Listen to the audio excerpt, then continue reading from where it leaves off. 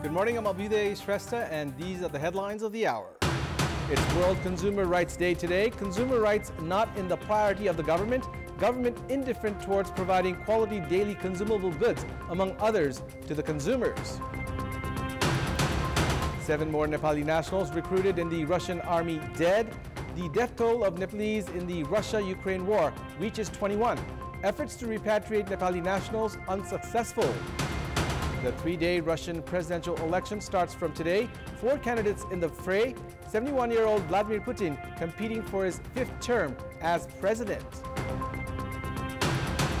And world number 1 Iga Swiatek brushes aside Karolina Wozniacki to advance into the Indian Wells semifinals. Yannick Sinner also reaches the semis. It's World Consumer Rights Day today. Every year on 15th of March, the consumer movement and other influential actors come together to celebrate World Consumer Rights Day to raise global awareness on consumer rights, protection, and empowerment.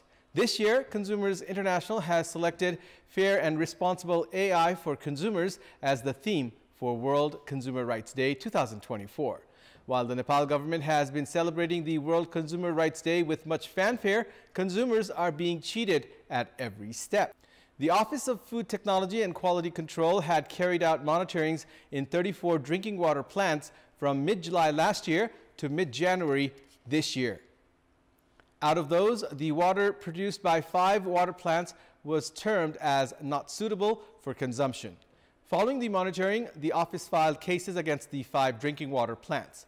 In an effort to implement the Consumer Protection Act, the Department of Commerce, Supplies and Consumer Protection conducted monitorings in 3,297 firms in the current fiscal year and has found faults in more than 800 firms and slapped fines totaling 32.8 million rupees and destroyed inedible foods worth 10.5 million rupees. Likewise, another government monitoring entity, Department of Food Technology and Quality Control, found more than 5% of the firms it carried out monitorings in from mid-July last year to mid-January earlier this year were found to be at fault.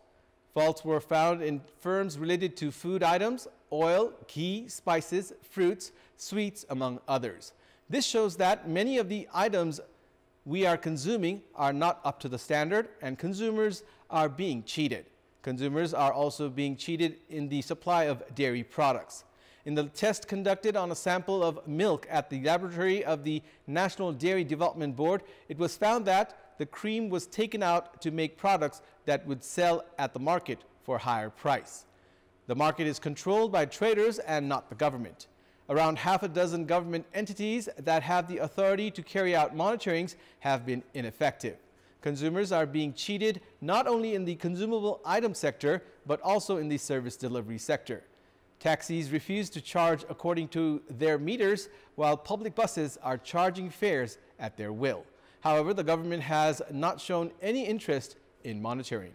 7 more Nepali nationals who had been recruited in the Russian army have died. Issuing a notice, the Ministry of Foreign Affairs informed that 7 Nepali youths who had joined the Russian army illegally had died in the Russia-Ukraine war. According to the ministry, the deceased have been identified as Purna Bahadur Gurung of Dhading, Nabin Shahi of Jajarkot, and Padam Bahadur Ghimire of Udaipur. Likewise, Gangaram Adhikari of Jhapa, Jeet Bahadur Bike of Baglung, Sanjay Kesi of Banke, and Sundar Mukhtan of Rasua have been killed in the Russia-Ukraine war. With this, the total number of deaths of Nepali nationals in the Russian army has reached 21. Prior to this, Minister for Foreign Affairs Naran Kaji Shrestha, during a telephone conversation, had urged his Russian counterpart to repatriate all the Nepali nationals who have been recruited in the Russian army. Minister Shrestha had also urged the Russian ambassador to Nepal to take required initiatives for the safety of Nepali nationals in the Russian army. The government does not have proper data regarding the number of Nepali nationals that are currently serving in the Russian army. The bodies of those who had died while fighting for Russia have not been returned home yet. The government had imposed prohibition in visiting Russia for those other than students and for occupational reasons. However, the illegal recruitment of Nepali nationals in the Russian army through middlemen has continued unabated. Likewise, bilateral efforts for the rescue of Nepali nationals on the part of the government has failed despite repeated requests with the Russian authorities. The probe commission formed by the government to investigate gold smuggling in Nepal has submitted its report. The commission, formed under the leadership of former High Court Judge Diliraj Acharya on 2nd of October last year, submitted a 485-page long report to Home Minister Ravi Lamichhane yesterday. The Central Investigation Bureau, CIB, of Nepal Police had filed a case alleging 50 individuals for their involvement in smuggling gold. The probe commission has collected statements from the alleged individuals as well as 21 others who have not been listed as defendants.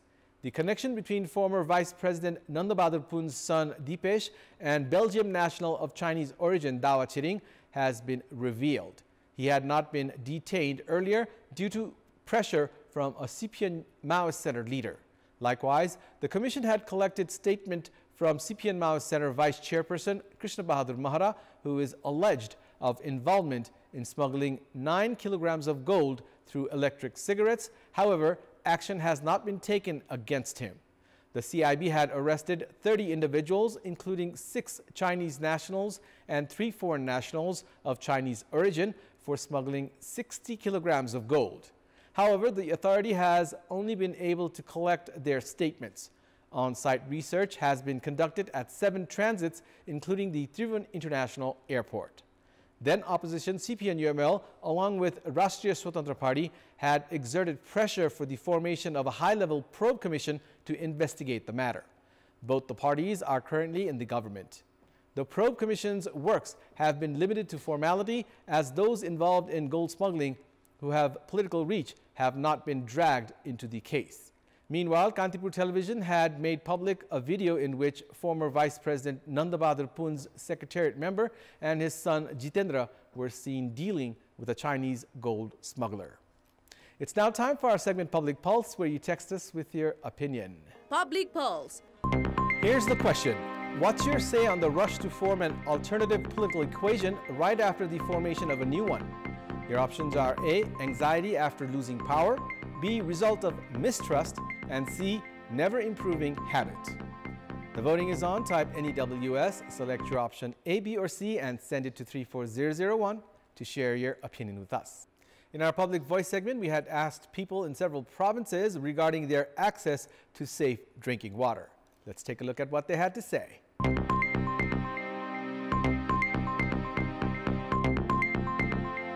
हामी आफ्नो घरमा चापाकल गाडेर राम्रो पानी शुद्ध पानी खान्छौं अनि खाने पानीको पनि लाइन लिया छ सहज र स्वच्छ त अब कसरी भन्नी हेर्नु अब 4 दिनको एक दिन आउँछ धारा अब त्यही पनि धमिलो खाना माना हुन्न यो लिफ्टको फोहोर पानी आउँछ नालाको पानी पनि पसेको हुन्छ घरमा फिल्टर जोड्या भएर हो न त डाइरेक्ट त्यसरी पानी खान लागेको चाहिँ देखिदैन अहिले पानी जुन पाइराछौं त्यो स्वच्छतै छ भन्ने फिल्टर गरेर पठाछ भन्ने छ खलङ्गामा चाहिँ गर्मी बढेको लगातार एकदमै अभाव बढिरहेको छ अन्य समय भए पनि गर्मी समयमा चाहिँ पानीको अभावै हुन्छ अब स्वच्छता त घरमै ल्याएर बनाउने हो खानेपानीको उपलब्धता विशेष गरी सिजन अनुसारको अब पुसमाघसम्म राम्रै पुग्ने खानेपानीको अवस्था चाहिँ सहज रूपमा उपलब्ध हुन सकेको छैन पानीको ट्याङ्कीबाटै आउँछ अनि राम्रै छ स्वच्छै छ पानीको उपलब्धता सहजता त्यति राम्रो छैन भएको मुहानलाई सुधार गरेर ल्याउन सकिरहेको पनि अवस्था छैन समस्या छ साँझ एक टाइम आउँछ बिहान कहिले दुईटा गाडी भन्न पाइन्छ कहिले पाइन्न ठोकुवा कल भन्छ हामीहरुमा त्यो पहिलो आउँछ त्यो पानी शुद्ध हुँदैन खाना पानीको धारा लिएको छ त्यसमा हामीहरु शुद्ध पानी पाइरहेको छैन पानी चाहिँ कालो कालो आइहाल्छ पानीको धेरै समस्या छ खाने पानी पहिला भन्दा अहिले राम्रै छ तर पनि अहिले जनताले चाहे अनुसार को चाहिँ भइसकेको छैन ट्याङ्कीको पानी खानाले गर्दाखेरि राम्रै छ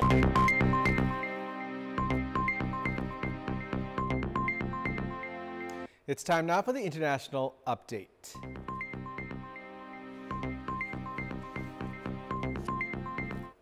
The Russian presidential election has started from today, with several new rules being launched for this year's polling.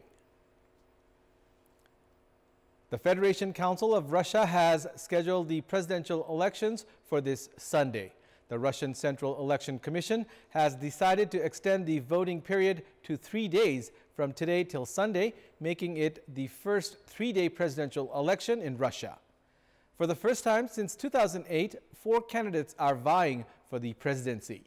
The Central Election Commission has registered 4 candidates that will run for president in the upcoming elections, namely incumbent Russian President Vladimir Putin, leader of the Liberal Democratic Party Leonid Slutsky, Vladislav Davankov, nominated by the country's New People Party, and Nikolai Kharitonov, nominated by the Russian Communist Party. It is also the first time that nearly 5 million Russian civilians will vote on an electronic voting system.